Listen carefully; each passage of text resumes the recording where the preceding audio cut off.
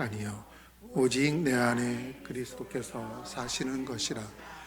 이제 내가 육체 가운데 사는 것은 나를 사랑하사 나를 위하여 자기 자신을 버리신 하나님의 아들을 믿는 믿음 안에서 사는 것이라.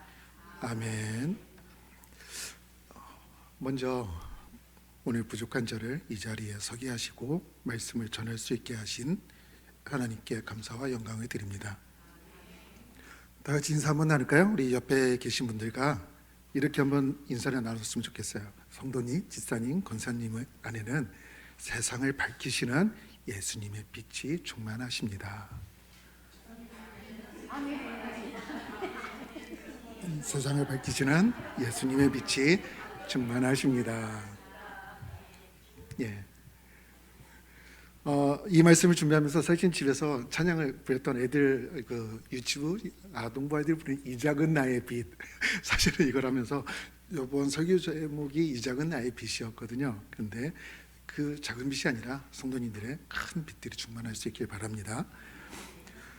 그래서 이 자리에 계신 우리 성도님 모두는 어두운 세상을 밝힐 수 있는 예수님이란 빛을 보았기 때문에 지금 이 자리에 있음을 알고 있습니다. 저를 지금 이 자리에 있게 한 것도 그 빛이었음을 또한 고백합니다. 빛이신 예수님이 오늘 수요 예배의 진정한 주인이십니다. 말씀을 하나 더 보겠습니다. 요한복음 1장 5절 다 같이 읽어볼까요? 지 어둠의 빛이 돼 어둠이 깨닫지 못하더라. 아멘. 이러한 빛의 반대쪽에는 어둠이 항상 존재하고 있습니다. 하나님 알지 못하는 인생의 길은 이 어둠 속에서 머물러 있는 것입니다. 빛이 있기 전에 먼저 있었던 것은 혼돈 속에 흑암이 먼저 있었다고 창세기에서는 말하고 있습니다. 하나님은 흑암 가운데 빛이 있게 하시면서 질서의 기초를 두셨습니다. 이후에 해와 달과 별을 하늘에 두셨죠. 태초에 하나님의 전지를 창조하신 후에 땅이 혼돈하고 공허하며 흑암이 깊음 위에 있다고 하셨어요. 이 어둠의 흑암은 우리 인생 가운데 늘 가까이에 있는 것 같아요. 대부분의 사람은 행복하고 즐겁게 살기를 원합니다. 그렇지만 살다 보면 항상 기쁜 일만 있는 건 아닌 것 같아요. 그렇죠? 그래서 슬프고 힘들고 낙담되고 두려운 일들이 늘 따라다니고 그 안에 머물러 있는 것 같아요. 감당하기 힘든 일이 앞에 드리워지면 절망과 두려움으로 눈이 어두워지고요, 아무것도 바라보지 못하고 흑암 가운데 머물러 있기도 합니다. 저의 유년기, 청소년기의 어떤 시기를 돌아보면 어쩌면 이 어두운 시기하고 비슷했던 것 같아요. 그래서 저의 형과 여동생, 저 이렇게 해서 3남매가 이렇게 형제가 있는데 저희 어릴 적 사진 하나 보여드릴게요. 제가 어디에 있을까요? 가운데. 예, 딱 중간이죠? 근데 성장에서는 제가 키는 제일 크더라고요. 형님들 앞서고 항상 형의 것을 물려받다 보니까 억울해가지고 정말 열심히 먹었어요. 먹다 보니까 잘 크더라고요. 그래서 고등학교, 중학교 이후로는 형보다 더 커져서 이제 제 옷을 먼저 사고 제 옷을 형이 이렇게 물려받는. 근데 저 삼남매의 모습이 어때요? 얼굴의 표정이 어둡죠. 저의 이 초등학교 시절, 중학교 시절이 늘 저랬던 것 같아요. 참 어둠에 쌓여있던 시기였던 것 같아요. 그래서 지금 이 시간에는 암흑 같았던 어린 시절에 대한 이야기와 그리고 그러한 저에게 한 줄기 빛처럼 찾아오신 주님의 은혜를 같이 나누었으면 합니다. 이 어두운 그늘의 중심엔 행복하지 못한 부모님의 결혼 생활이 있었어요. 옛날에는 그 시집간 며느리들이 참 힘들었죠. 그 세 가지 333 있죠. 그게 뭐였죠? 기머거리 3년, 벙어리 3년, 작년 3년. 예, 참 힘들었던 것 같아요. 옛날에는 저희 어머니도 마찬가지였어요. 그래서 신혼 초부터 시댁 식구들이 무시하고 뭐 가난한 집에서 왔다고 무시하면서 집안 살림을 빼돌린다는 의심도 하고 하면서 정말 많은 구박을 받았던 것 같아요. 근데 이 시기엔 또 아버님이 복무를 하고 있었는데, 아버님이 이제 휴가 나와서 이제 어떤 주변의 부모님이나 형제들이 하는 얘기를 듣다 보면 손이 안으로 굽는다고 아내의 편에 듣는 게 아니라 형제와 부모님의 편에 들면서 어머님을 많이 힘들게 하셨어요. 그래서 폭행도 많이 하셨고, 그러다 보니까 그 당시 어머님이 다리를 다치시면서 그 폭력으로 인한 그 부상, 그 다치신 부상이 너무 심해서 그게 지금까지 평생을 달고 사셔요. 그래서 이제 그 마음에 담아둔 그 한이 너무 많았던 것 같아요. 그래서 어머니가 그 억울한 걸 마음에 품고 생활하시다 보니까 너무 그 마음이 그 자녀들에게도 전달이 되는 것 같았어요. 그리고 옛 속담에 이런 게 있죠. 여자가 한을 품으면 온열에도 서리가 내린다고. 저는 저희 어머니를 보면서 정말 그게 진짜로 있는 것 같았어요. 정말 무서운 분이셨거든요. 자녀들에게는 정말 어떻게 보면 모든 것을 해주실 것 같은 분이었지만 자기에게 그 한이 쌓이면 그것에 대해서는 철저히 응징하시는 분이셨어요. 네. 저는 정말 이러한 어머니를 느끼며 살았던 것 같아요. 그래서 제가 초등학교 때 어머니는 마음의 병과 몸의 병으로 너무 힘든 시기를 보내시고 결국은 병원에서도 굉장히 위험하다라는 진단을 받으시고, 그러면서 머리도 막 그 젊은 나이에 머리가 거의 다 많이 빠지시면서 가발을 쓰고 다니셨어요. 그래서 농의 어머니의 가발을 막 보면서 마음도 아파하고 막 그랬었는데, 그러다 보니까 저는 한 초등학교 한 3, 4학년 제 기억에 이제 그때부터 이제 집에 뭐 설거지라든지 집안일이라든지 거의 이런 것들을 도맡아서 했어요. 정말 그냥 어릴 때부터 그냥 뭐 일이라는 것을 그게 몸에 배어 있어요. 보니까요. 그러다가 저희 집에 이제 그 당시에 구멍가게를 했어요. 구멍가게, 아주 조그만 구멍가게를 했는데 제가 이제 한 5학년쯤 되니까 어머님이 너무 몸이 안 좋으셔서 이제 누워 계시는 날들이 많았어요. 그래서 학교가 끝나면 바로 집으로 달려가서 그냥 그 구멍가에서 쓰는 그 돈 담는 앞치마를 딱 두르고 그 이제 가게를 보는 거예요.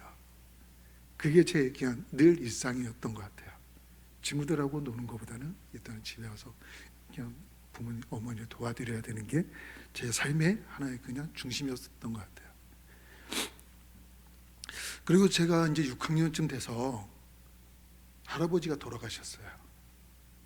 이제 할아버지가 돌아가시고 그러면서 저희 어떤 그 어둠의 생활이 점점 더 깊어지는 계기가 됐는데, 아버님이 집안의 장손이셨거든요. 근데 할아버지가 돌아가시니까 뭐를 물려받아요? 제사를 물려받았어요. 그래서 이제 제가 한 6학년 그 시기부터 이제 한 달에 한 번 정도는 제사가 있었던 것 같아요. 거의 한 달에 한 번.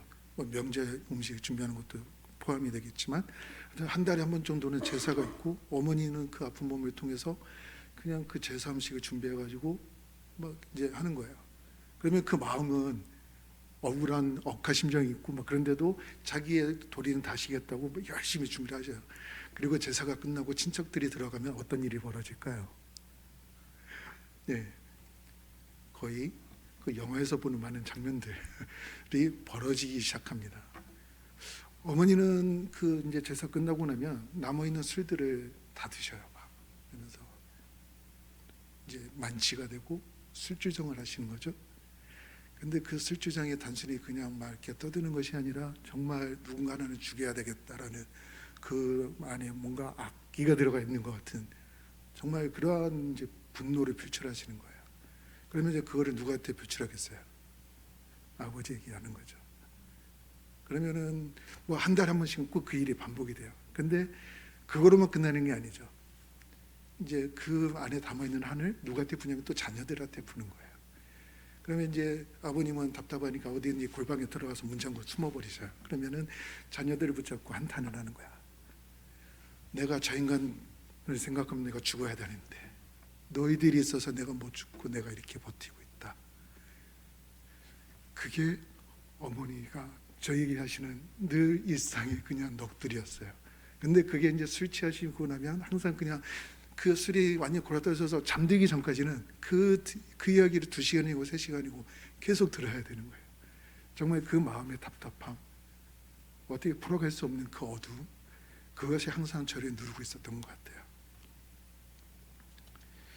정말 이제 그 술주정이 심해지시면 어머니는 정말 이제 막 병도 깨고 막 그러면서 아버지 죽이겠다고 막 찾으러 다니시고 막 그러게 됐어요. 그랬어요. 근데 그게 뭐 그렇다고 해서 지금까지 해결이 된 것도 아니고요. 때로는 저희 이제 집 근처에 친척 이제 할머니가 한 분이 계셨어요. 먼 친척분이 계셨는데 저희들 이제 형이 그거 더 이상 버티지 못하면 저희 이제 저하고 여동생을 데리고 그 집으로 도망을 가요. 그러면 어머니는 그 술 기운에서도 비틀비틀거리면서 찾아오셔가지고 저희를 끌고 집으로 다시 들어오세요. 그리고 계속 또 앉혀놓고 똑같은 레파토리를 또 반복하는 거예요. 아, 정말 이런 말들을 들으면서 사는 인생 자체가 너무나 어둡고 암울했던 것 같아요. 그러니까 제가 이제 보통 저를 보시면 제가 이렇게 감정 표현을 잘 안 하죠. 왜 그런지 아시겠죠? 어릴 때부터 그런 감정 표현하는 거를 잘 배우지 못하고 항상 눌려 있고 있다 보니까 잘 그런 걸 못 하겠더라고요. 그래서 어린 마음에 이런 어머니를 지켜야 된다라는, 아니면 가족이 무너지지 않게끔 해야 된다는 어떤 책임감, 중압감이 어릴 적부터 제 마음의 중심에 항상 자리 잡고 있었어요. 이런 그 어머니의 항상 그런 그 레파토리가 반복되다 보니까 어떤 가족 안에서 어떤 친밀한 대화는 거의 없었고요. 그러다 보니까 부모님의 사랑이 무엇인지 느낄 수도 없었고요, 사실은. 단지 저에게 되는 거는 생존, 어떻게 살아야 될지, 이게 가장 우선순위였어요. 정말 어머님이 저러시다가 우리를 언제 죽이실 것 같아, 막 이런 그런 막연한 공포, 뭐 이런 것까지도 밀려오더라고요. 어느 순간에는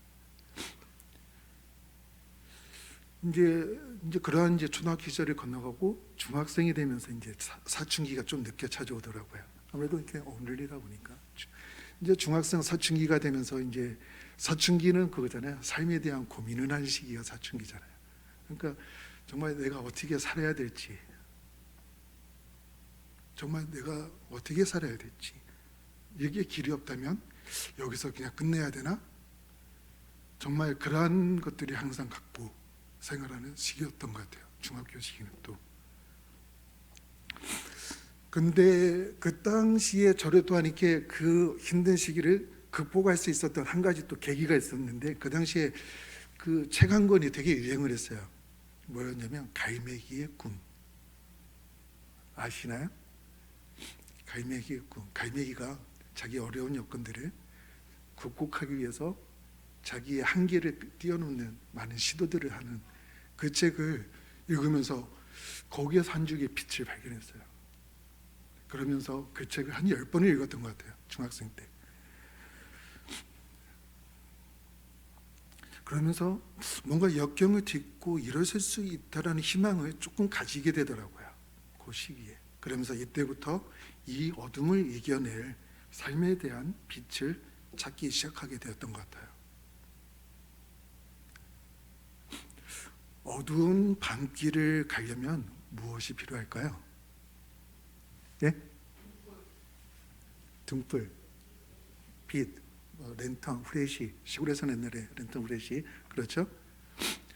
예전에는 보면은 저기 나왔네요. 무서운 영화를 보고 밤중에 화장실에 가려면 무엇이 필요할까요? 예? 유혹가. 맞아요. 옛날에 저희 집에 유황이 있었어요. 그래서 옛날 전설의 고향을 딱 보고 나면 옛날에는 화장실이 집에 없었잖아요. 집 안에 없고 밖에 있잖아요. 항상 외지인데 껌껌한데, 옛날에는 전구도 가끔 잘 나가잖아요. 그러면 불도 잘 안 들어올 때가 있잖아요, 보면. 그럼 촛불 들고 막 화장실 가야 되고 막 이런 시기도 있었고요. 참 정말 때까지. 그래서 전설의 고향 같은 거 딱 보고 이제 화장실에 가면은 정말 등에서 갑자기 뭔가가 뒤에서 누가 부르는 것 같기도 하고 등골이 서늘하기도 하고 막 그랬던 것 같아요. 그럴 때 보면 여동생이 항상 저의 손을 꼭 잡고 오빠 하면서 이제 같이 가죠. 막 이런 그러면 항상 화장실에 항상 여동생을 같이 가서 문 앞에서 꼭 지켜주기도 하고 그때도 어린 나이지만 그래도 이제 그 오빠라고 조금은 지켜주기도 하죠. 그래서 뭔가 두렵고 무서운 일이 있을 때 누군가 지켜주는 존재가 필요한 것 같아요. 어두운 바다를 항해할 때는 무엇이 필요할까요? 등대죠. 그렇죠? 등대. 등대가 빛을 밝히면서 가야 할 길을 알려주는 거죠. 사진 하나 더 볼까요? 예, 박수 치세요. 너무 잘해주고 계십니다. 감사합니다. 자, 등대 하나가요. 바다 한가운데 딱 있어요. 그 등대 이름이 뭐라고요? 라주몽 등대. 프랑스에 있어요. 프랑스에 있는 등대인데 이 바다 한가운데 이 등대를 세운 것도 참 대단해요. 저 거칠게 치는 파도 속에서 저 등대를 세웠고 또 저 등대에서 일을 하는 사람이 등대지기가 있어요. 그것도 신기해요. 정말 놀라운 일이지 않을까요? 세상에서 거친 파도가 치는 바닷속에서 홀로 서 있는 등대의 목적은 이곳을 지나는 배들에게 어두운 밤에 위험으로부터 피할 수 있는 안전한 길로 안내해 주는 것이죠. 우리가 살아가는 암흑과 같은 인생 풍랑 속에서도 생명의 길로 인도해 주시는 분이 계시죠. 빠져나갈 수 없는 어둠 속에 있을지라도 밝은 빛을 드러내시고요, 피할 곳을 알려주시고요, 가야 할 목적지를 이끌어 주시는 분, 바로 그분 예수님이시죠. 다시 한번 성경을 한번 볼까요? 요한복음 8장 12절 같이 읽어보겠습니다. 예수께서 또 말씀하여 이르시되 나는 세상의 빛이니 나를 따르는 자는 어둠에 다니지 아니하고 생명의 빛을 얻으리라. 아멘. 그렇습니다.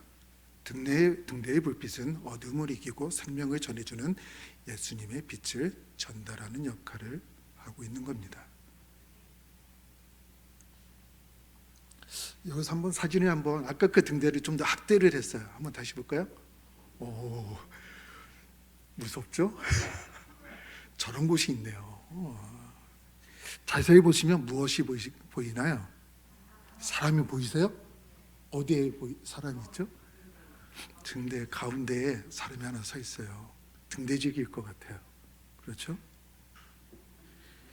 저 등대지기는 등대가 제대로 빛을 전달하기 위해서 이 등대지기가 있어야 되는 것이죠. 주님의 빛도 마찬가지입니다.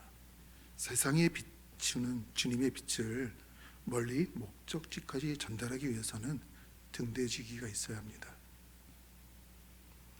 예수님은 다양한 상황과 만남이라는 등대지기를 통해서 그 빛을 보여주십니다. 저에게는 예수님을 영접할 수 있었던 이 등대의 불빛이 대학교 1학년 때 찾아왔습니다. 여기에는 2명의 등대지기가 등장하게 됩니다. 첫 번째 등대지기는 제가 대학교 1학년 때 사형리라는 전도 소책자를 들고 찾아온 3학년 선배 황영옥 선배님이었어요. 그분이 열심히 전도를 했는데 제 마음이 열리지는 않더라고요. 근데 제 어두웠던 생활과 그 모든 짓눌렸던 부분들이 계속 뭔가 알고는 싶더라고요. 정말 이것은 내 마음에 받아들이고 싶은데 인정은 아직 안 되더라고요. 그래서 그 선배가 성경 공부를 제안해서 일주일에 한 번씩 같이 성경 공부를 시작하게 되었어요. 근데 또 그 시기에 다른 3학년 선배가 독서 동아리 선배였어요. 그 선배도 저에게 제안을 한 거예요. 우리 일주일에 한 번씩 책 좀 보면서 같이 모임을 가지자고요. 그래서 제가 오케이 하고 그 모임도 승낙을 하고 일주일에 한 번씩 독서 모임도 가졌어요. 그러니까 성경 공부 모임, 독서 모임, 이것을 일주일에 한 번씩 가지게 됐죠. 그 독서 모임은 처음에는 주제들이 되게 쉬운 주제들을 가지고 시작을 했는데 점점점 하다 보니까 주제가 좀 심오해지더라고요. 그러더니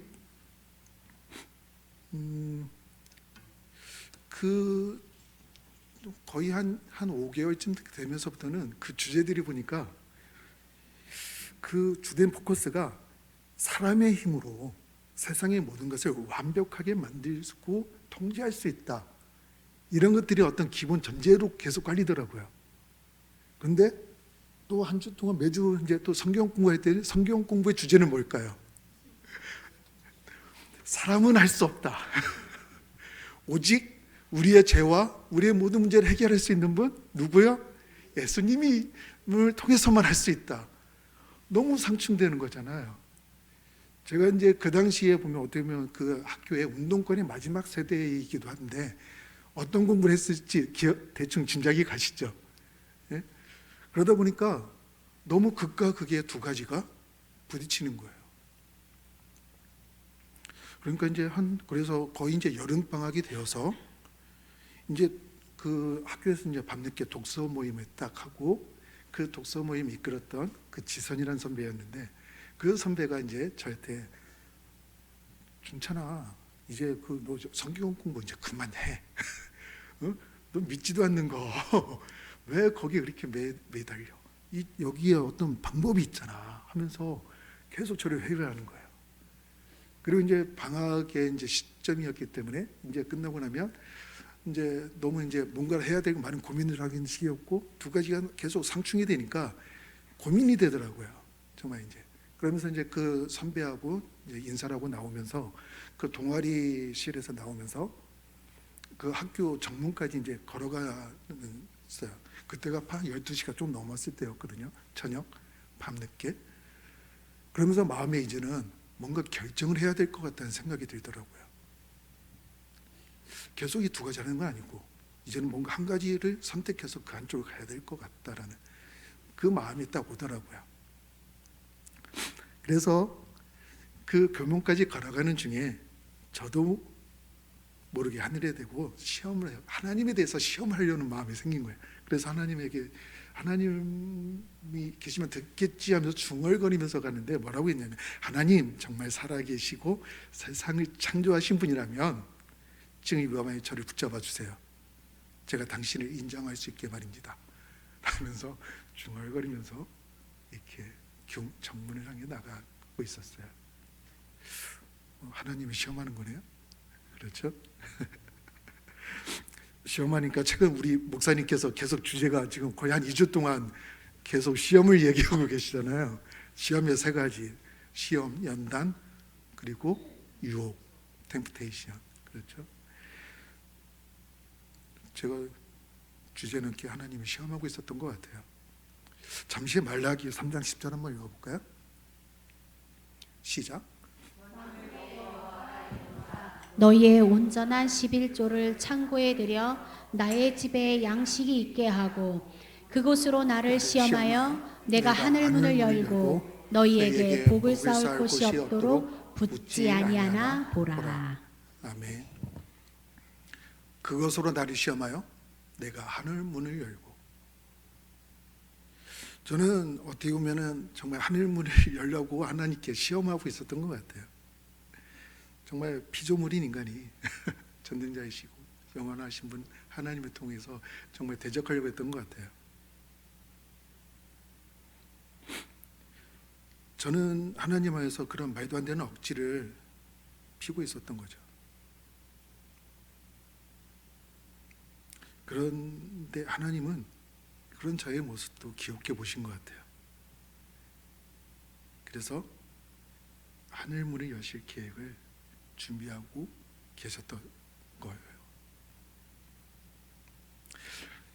정확하게 38년 전이었어요. 그래서요. 38년 전 저는 그 짧은 시간에 하나님의 존재에 대한 갈등을 진지하게 하고 있었고요. 정말 그 정문이 가까워질수록 그 투정의 강도는 더 강해졌어요. 하나님, 조금만 더 가면 이제 정문이에요. 우리 빠이빠이 할 시간이 다가오네요 하면서 저기만 나가면 저는 하나님을 인정하지 않고 다른 길을 선택할 겁니다 라고 저는 계속 중얼거렸어요. 그러니 바로 지금 저를 붙잡으세요. 그러고는 정문에 도착했고요, 정문에 나섰어요. 바로 그 순간에 두 번째 등대지기가 등장합니다. 정문에 나서는 순간 갑자기 그 늦은 새벽 1시가 이제 거의 다 됐죠. 자동차 하나가 제 앞에서 탁 서는 거예요. 그리고 한 50대 되신 아저씨가 창문을 열고는 학생 어디까지 가는지 모르지만 다 태워다 줄게 딱 그러는 거예요. 그래서 제가 어디까지 갑니다라고 목적지를 말하니까 조금 돌아가긴 하지만 괜찮아 타 하면서 흔쾌히 태워주시더라고요. 자가용으로 탔어요. 출발을 했어요. 저는 감사하다고 인사를 드렸죠. 근데 제가 감사하다고 인사를 드리는 그 순간 그 아저씨가 저에게 하시는 말씀이 있었어요. 뭘까요? 그렇죠. 자기가 감사를 받을 것이 아니라 주님이 학생을 사랑하고 계시다고 말씀하시는 거예요. 그리고 교회에 나갈 것을 권고하시는 거예요. 그 순간 저는 전기가 정말 내 몸을 찌릿찌릿하는 것 같은 정말 충격을 받았어요. 그리고 마음속으로 외쳤죠. 하나님, 당신은 정말 살아계시군요. 저의 투정을 받아주시는군요. 감사합니다. 하나님, 저는 그날 예수님을 나의 구주, 나의 하나님으로 받아들였습니다. 그 두 명의 등대지기 선배와 아저씨의 선한 영향력을 통해서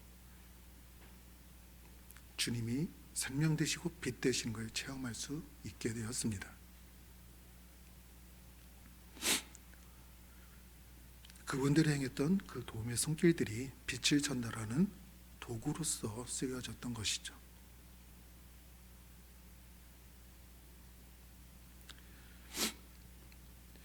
예수님을 믿고 저의 인생은 하나의 완전히 반대, 어둠에서 빛으로 바뀌는 전환점이 되었습니다. 신실하신 하나님이 인도하심을 인정하게 된 이후로 저의 모든 삶 자체는 하나님을 향하게 되었고요.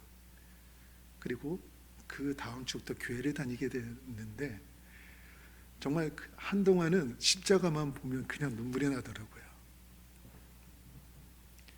집에서 느끼지 못한 사랑을, 집에서 배우지 못했던 사랑을 그 십자가에서 주님이 나를 위해서 대신 죽으신 그 사랑을 통해서 정말 차절하게 다가오더라고요.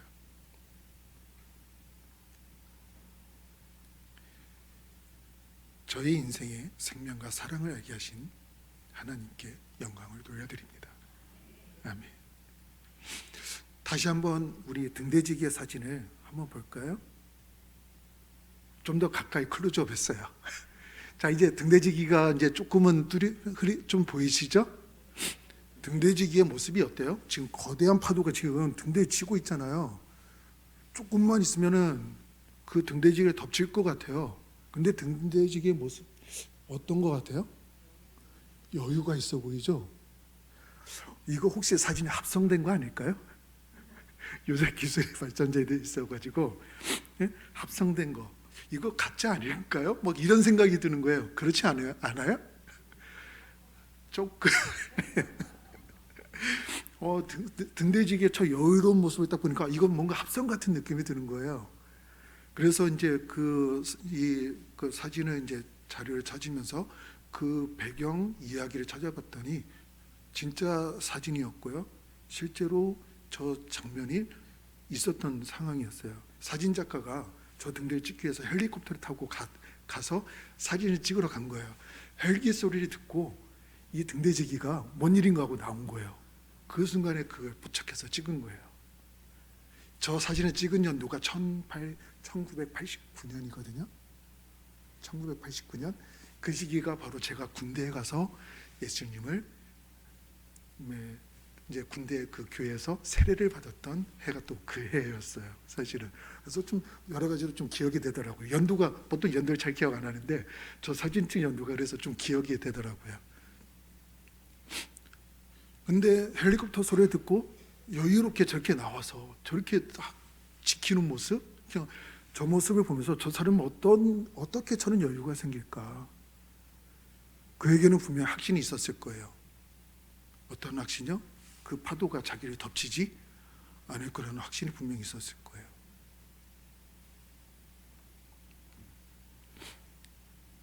이 등대지기는 이제 항해하는 사람들에게 안전한 곳과 목적지를 비추기 위해서 망망대해 바다 한가운데서 그 외로움과 폭풍의 위험을 무릅쓰고 거기서 불을 밝히고 있는 것입니다.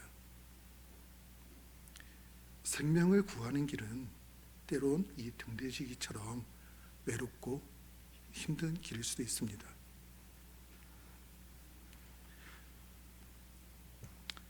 그래서 우리 주님은 이러한 길을 먼저 가셨고요. 우리의 죄를 해결하기 위해서 자기의 몸을 내어주신 거죠. 그리고 세상을 밝혀주는 밝은 빛이 되어주셨습니다. 지금 주님은 그 생명의 빛을 전달할 수 있는 등대지기를 찾고 계십니다. 우리는 주님의 빛을 세상에 전달하는 등대지기가 되어야 될 것 같습니다. 아멘. 거대한 풍랑 속에서도 등대 안에 있으면 안전할 것을 확신하듯이 우리도 인생의 두려움과 어려움 속에서 주님이 우리의 등대 되시고 우리의 울타리가 되어질 것을 확신할 수 있길 바랍니다. 그러한 주님을 신뢰하십시오. 여러분에게 어떠한 상황에서도 평안과 기쁨을 주실 것입니다. 등대가 밝은 빛을 비추기 위해서 필요한 것이 있습니다. 그림을 한번 볼까요? 자, 무슨 그림인지 아시겠어요? 좀 난해하죠? 등대가 빛을 비추기 위해서는요, 거울이 있어야 돼요. 그렇죠? 우리가 후레쉬라든지 자동차도 보면 사실 뒤에 거울이 있어요. 그 거울의 역할은 빛을 반사해 주는 거예요. 저기 가운데 이렇게 볼록 이렇게 오목하게 되어 있는 거 있죠? 그게 등대의 거울이에요. 보통 오목 거울이라고 하죠. 저렇게 생긴 거예요. 근데 일반 오목 거울보다도 더 많이 휘어져 있어요. 그 이유는 뭐냐면 더 빛을 멀리 더 환하게 보내기 위한 방법이라고 하더라고요. 그 원리가 뭐냐면 오목한 것은요, 주변에 있는 빛들이, 옆에 빛들 있잖아요. 주변에 있는 빛들을 한 군데로 모으는 역할을 해줘요. 돋보기가 딱 보면 빛이 한 군데로 모으잖아요. 그런 역할을 한 군데로 모으는 역할을 해준대요. 이 오목 거울은요. 그것을 반대로 한 거예요. 그 집중되는 그 위치에 뭘 둔 거예요? 전구를 둔 거예요. 불빛을 둔 거예요. 그러면 그 빛이 반대로 어떻게 해요? 이제는 퍼지면서 그 빛을 집중해서 멀리 보낼 수 있는 역할을 하게 되는 거예요. 그냥 퍼지지 않고요. 분산되지 않고 목표한 곳, 목적한 곳으로 정확하게 보내는 역할을 하게 된다고 합니다.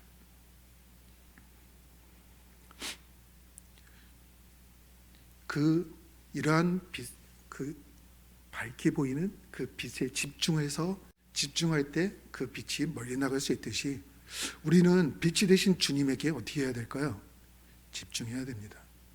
그래야지만 우리를 주님께서 거울로 쓰시고 우리를 통해서 주님의 빛을 반사할 수 있게 하실 겁니다.